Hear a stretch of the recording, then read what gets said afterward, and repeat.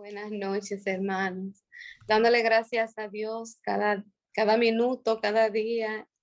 Y gracias al Señor por las reuniones, por ustedes, por cada uno, por su pueblo y por Él ser mi Dios en especial. Amén. Señor, te damos gracias esta noche. Señor, bendecimos esta reunión, Padre. Te bendecimos a ti, levantamos tu nombre sobre todo nombre, Señor. Amén. Te levantamos a ti, Señor, y que seas tú, Padre. Que seas tú, Señor, quien ponga, Padre, cada palabra. En el nombre de Jesús. Amén. Amén. Y como decía la hermana Olguita, el título que el Señor me dio fue Jesucristo, la misericordia de Dios. Y yo quiero empezar leyendo a Mateo 9, los versículos del 1 al 13 primero.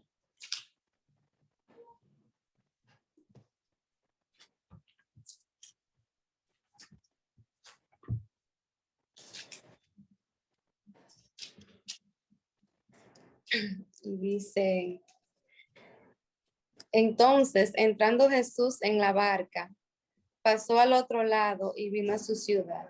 Y sucedió que le trajeron un paralítico tendido sobre una cama. Y al ver Jesús la fe de ellos, dijo al paralítico, ten ánimo, hijo, tus pecados te han sido perdonados. Entonces, algunos de los escribas decían dentro de sí, ese blasfema. Y conociendo Jesús los pensamientos de ellos, dijo, ¿por qué pensáis mal en vuestros corazones? Porque, ¿qué es más fácil? ¿Decir los pecados te son perdonados o decir levántate y anda? Pues para que sepáis que el Hijo del Hombre tiene potestad en la tierra para perdonar pecados. Dice entonces el paralítico, levántate, toma tu cama y vete a tu casa. Entonces él se levantó y se fue a casa. Y la gente al verlo se maravilló y glorificó a Dios, que había dado tal potestad a los hombres. Pasando Jesús de allí, vio a un hombre llamado Mateo, que estaba sentado al banco de los tributos públicos y le dijo, sígueme. Y se levantó y le siguió. Y aconteció que estando él sentado en la mesa en la casa, he aquí que muchos publicanos y pecadores que habían venido se sentaron juntamente a la mesa con Jesús y sus discípulos. Cuando vieron esto, los fariseos dijeron a los discípulos, ¿por qué come vuestro maestro con los publicanos y pecadores? Al oír esto, Jesús les dijo, los sanos no tienen necesidad de médicos, sino el enfermo. Id pues y aprended lo que significa misericordia quiero y no sacrificio, porque no he venido a llamar al justo, sino a pecadores, al arrepentimiento. Y, y vamos a seguir leyendo del 18 al 29. Entonces, dice, mientras él le decía esas cosas, vino un hombre principal, se postró ante él diciendo, mi hija acaba de morir, mas ven y pon tu mano sobre ella y vivirá. Y se levantó Jesús y le siguió con sus discípulos. Y he aquí una mujer enferma de flujo de sangre desde hacía 12 años. Se le acercó por detrás y tocó el borde de su manto, porque decía dentro de sí, si tocase solamente su manto, seré salva. Pero Jesús, volviéndose, mirándola, dijo, ten ánimo, hija, tu fe te ha salvado. Y la mujer fue salva desde aquella hora. Y al entrar Jesús en la casa del principal, viendo a los que tocaban flautas y la gente que hacía alboroto les dijo, apartaos, porque la niña no está muerta, sino duerme. Y se burlaban de él. Pero cuando la gente había sido echada afuera, entró y tomó la mano de la niña, y ella se levantó y se difundió la fama de esto por aquella tierra.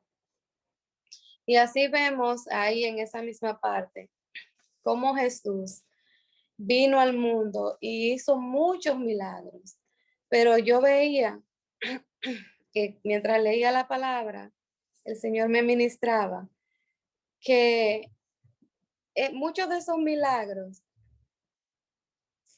requirieron mucha misericordia, porque el Señor a veces estaba en un lugar y no tenía pensado ir a moverse, ir a otro, sino que la gente venía y lo buscaba y él no podía decir un no. Él solo iba, acompañaba y le hacía bien a toda esa gente.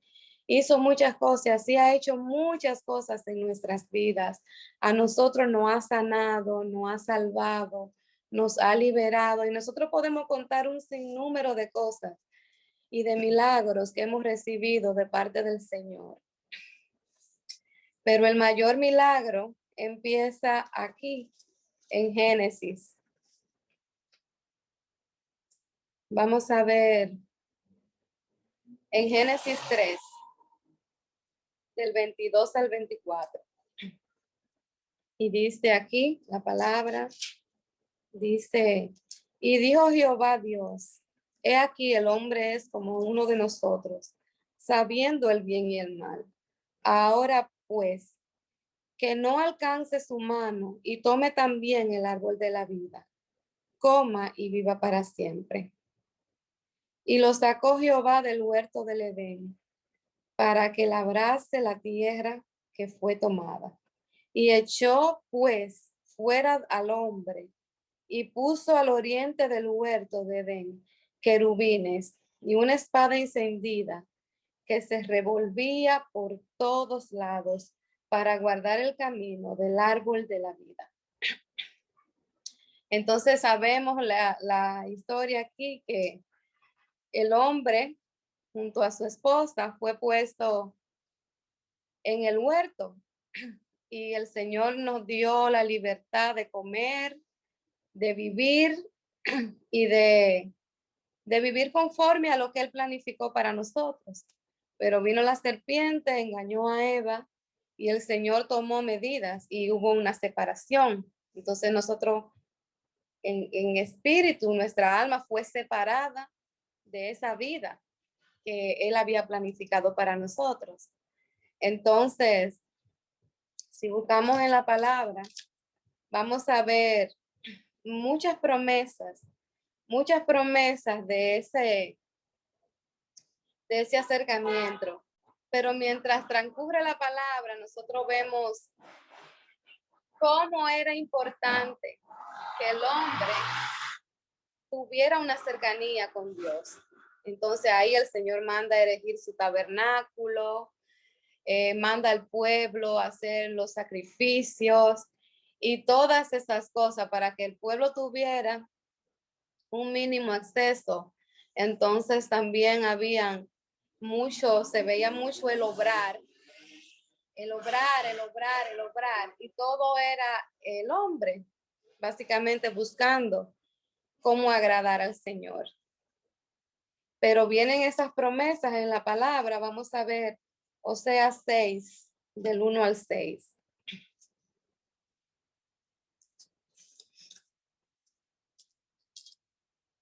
Y dice aquí en Oseas, venid y volvamos a Jehová, porque él arrebató y nos curará, hirió y nos vendará, nos dará vida después de 2 días. En el tercer día nos resucitará y viviremos delante de él.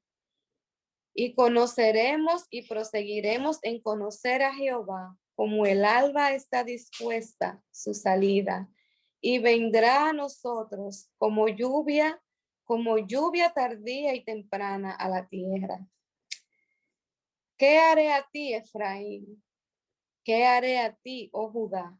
La piedad de vosotros es como nube de la mañana y como el rocío de la madrugada que se desvanece. Por esta causa los corté por medio de los profetas. Con las palabras de mi boca los maté. Y tus juicios serán como luz que sale. Porque misericordia quiero y no sacrificio. Y conocimiento de Dios más que holocaustos. Entonces el Señor aquí desde antes de Cristo venir, está anunciando que Él vendrá y que resucitará al tercer día, pero aquí nos dice, y ve cómo el hombre, con su falta de misericordia, acarrea mal en su vida. Sin embargo, vemos a David. David era rey, fue un rey increíblemente misericordioso. Pero así como David fue misericordioso, recibió la misericordia del Señor y la promesa del Señor de que él nunca se apartaría y que su misericordia nunca lo dejaría. Entonces, sí vemos qué linda es la misericordia y cómo el Señor, cuando estamos en Él, puede poner ese sentir en nuestros corazones. Y mi exhortación, esa palabra yo la recibí muy para mí, porque a veces uno dice, Señor, pero tal vez yo no debía haber hecho esto, tal vez yo debí ser un poquito, pero cuando yo digo, Señor, pero cuando tú me mueves a misericordia, yo siento que eres tú trabajando en mi vida directamente, porque eso solamente Él puede hacerlo en nosotros. Solamente Él puede tocar nuestros corazones y movernos a misericordia. Y mi exhortación hoy es esa. Yo sé que estamos en un pueblo lleno de misericordia, lo vemos cuando oramos por los hermanos, cuando estamos ahí uno para el otro, y yo me gozo mucho con eso. Pero es una exhortación en Cristo. No dejemos, por más que veamos, por más que se quiera enfriar el amor, no dejemos a un lado la misericordia, porque eso nos acerca a la misericordia del Señor. El Señor trae su misericordia a nuestros corazones y asimismo nosotros debemos ser misericordiosos como el Señor es misericordioso. Entonces, vemos muchos milagros en la palabra. El Señor iba de un lado a otro y la gente iba y el Señor vino con un propósito mayor, que fue derramar su vida para nosotros. Y ahí está su misericordia. Que Él vino al mundo, se hizo parte, se hizo hombre, se hizo carne y vino a romper esa separación que hubo en el huerto del Edén. El Señor vino a restaurarnos, a acercarnos a Él, a darnos vida en abundancia, a darnos vida eterna a través de su sangre. Y en ese sacrificio que Él hizo, ahí está su misericordia, la más grande misericordia, porque a través de ese sacrificio es que nosotros tenemos salud, vida eterna. Sin esa sangre derramada, nosotros no tuviéramos nada, no seríamos nada hoy. ¿Qué haríamos? Nada, pero Él tuvo la misericordia y la piedad de venir a nosotros y hacernos un cuerpo. Me llamaba mucho la atención este versículo en Oseas, cuando dice, y donde dice que, vamos a volver a leerlo, venid y volvamos a Jehová, porque Él arrebató y nos curará, hirió y nos vendará. Aquí en el 2, nos dará vida después de 2 días. En el tercer día nos resucitará. Entonces, ahí vemos como nosotros estamos incluidos en su cuerpo. Nosotros estamos incluidos en esa resurrección. Y ahí yo decía, Señor, pero mira, tú viniste y diste tu vida, pero entonces nosotros somos ese cuerpo, el cuerpo de Cristo, que fue levantado y resucitado. Y a eso vino Él, a levantarnos y a resucitarnos, a darnos vida en abundancia. Amén. Entonces, bueno, ahí seguimos viendo muchos milagros a través de todo el Nuevo Testamento. Vemos en Marcos del 40 al 42. El Señor hizo muchas cosas, muchas cosas. Y hubo mucha misericordia, mucha misericordia. Aunque vino específicamente a morir por nosotros y a resucitarnos con Él, también Él tuvo piedad de su pueblo, de un pueblo que no merecía, porque fue un pueblo que lo entregó, que lo dio a muerte y que no le creyó. Sin embargo, Él amó y tuvo misericordia y sanó sus enfermos y levantó sus muertos. Y amó a ese pueblo y lo estableció hasta hoy, establecido Israel como el pueblo de Dios. Nosotros incluidos, pero ellos están ahí todavía incluidos. No fueron excluidos, ellos son amados por el Señor. Y el Señor ha tenido gran misericordia de ellos. Amén. Entonces vamos a ver algunos versículos en Romanos 9.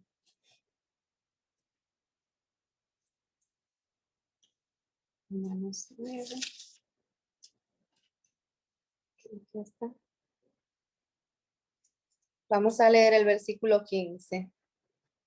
Pues a Moisés dice, tendré misericordia del que yo tenga misericordia, y me complaceré del que yo me complazca. Así que no depende de quien quiere ni de quien corre, sino de Dios que tiene misericordia. Y ahí vemos el don de la salvación y vemos cómo inmerecidamente nosotros alcanzamos su misericordia. Y vamos a leer en Efesios 2.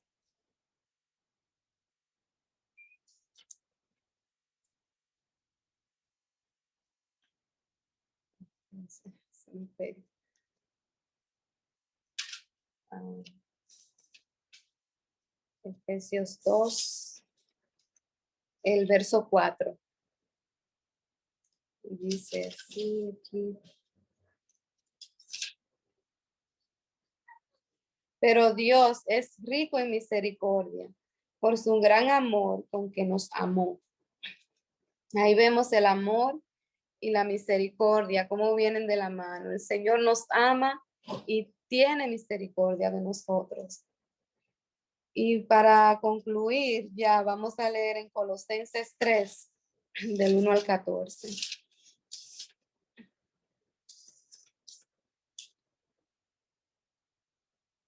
Del 11 al 14, perdón. Dice, donde no hay griego ni judío, circunciso ni circunciso, bárbaro ni escrita, siervo ni libre, sino que Cristo es el todo y en todos. Vestidos pues como escogidos de Dios, santos y amados, de entrañable misericordia, de benignidad, de humildad, de mansedumbre, de paciencia, soportándonos unos a otros y perdonándonos unos a otros, si alguno tuviere queja contra otro, de la manera que Cristo os perdonó, así también hacedlo vosotros. Y sobre todas estas cosas, vestidos de amor, que es el vínculo perfecto. Entonces ahí el Señor me ministraba. Digo, yo decía, Señor, a veces nosotros estamos mirando tantas cosas entre unos y otros. No es el caso de la iglesia, pero sí a veces pasan cosas. Y, y yo digo, ¿cuánto perder el tiempo mirando tal vez la falta del hermano o quizás un mínimo defecto cuando ese hermano mañana se va a levantar con una misericordia del Señor nueva cada día. Y el Señor, que es todo, y quien puso su vida por nosotros, perdona y ama a ese hermano. Asimismo, nosotros debemos andar mirándonos, no con un defecto ni con un error, sino con la misma misericordia que el Señor nos da y amándonos cada día y perdonándonos cada día. Amén.